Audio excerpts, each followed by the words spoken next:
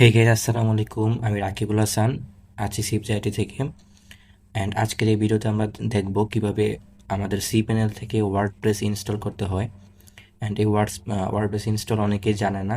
তো আমাদের এটা হচ্ছে সেকেন্ড ভিডিও, যেটা হচ্ছে আমরা কিভাবে ওয়ার্ডপ্রেস ইনস্টল করতে হয় সেটা দেখিয়ে দিব, যাতে আমাদের সব ধরনের ভিডিওতে শর্ট ডেসক্রিপশন এটা ব্যবহার করতে পারি এবং আপনাদের একদম শর্ট টাইমে দেখে শিখে নিতে পারেন আর কি কীভাবে ইনস্টল করতে হয়।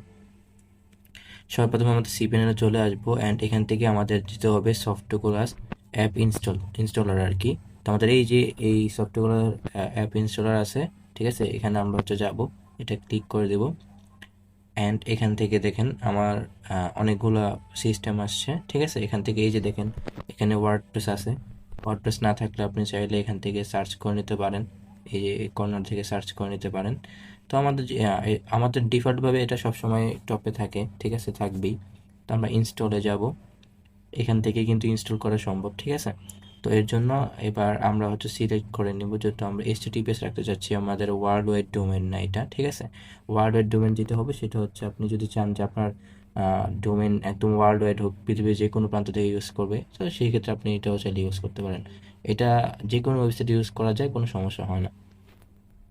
তারপর হচ্ছে আমি যে ডোমেনটা ইউজ করব সেটা হচ্ছে এখানে দিব। তো আমি এটা ইউজ করতেছি আর কি। তারপর হচ্ছে এখানে আমরা নিচে আমাদের সাইটের যে নাম ওইটা লিখে দেবো আর কি, ডেমো।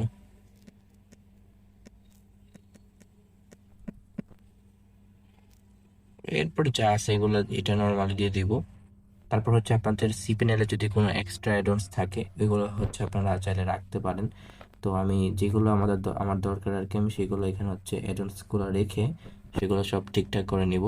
তারপর হচ্ছে এডমিন হচ্ছে আপনার সিপিএনএল, সরি, আপনাদের ওয়ার্ডপ্রেসের এডমিন প্যানেল লগ ইনের পাসওয়ার্ড, ঠিক আছে, মানে এর ইউজার নেম। আর এই যে পাসওয়ার্ড হচ্ছে এটা।